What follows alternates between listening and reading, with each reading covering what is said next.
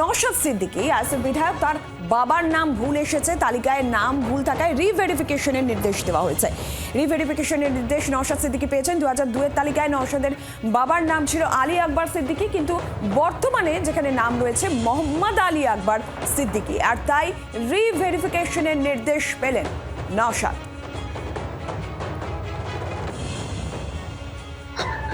আমার নিজের নাম, আমাদের যিনি লোকাল বিএলও আমার যিনি আছেন বুথ লেভেল অফিসার, তার সাথে কথা হলো যে আমার নামেরও সমস্যা হচ্ছে, মানে আমাকে আবার রিভেরিফাই করতে হবে। আমার 2002-এর ভোটার লিস্ট অনুযায়ী যে আমি পার হয়েছি, সেটা আমার আব্বার পিতার, আমার পিতার নাম ছিল আলী আকবর সিদ্দিকী 2002-এর ভোটার লিস্টে, আর এখন মোহাম্মদ আলী আকবর সিদ্দিকী। ওই কারণে আমাকে আবার এন্ট্রি করতে হবে বা রিভেরিফাই করতে হবে।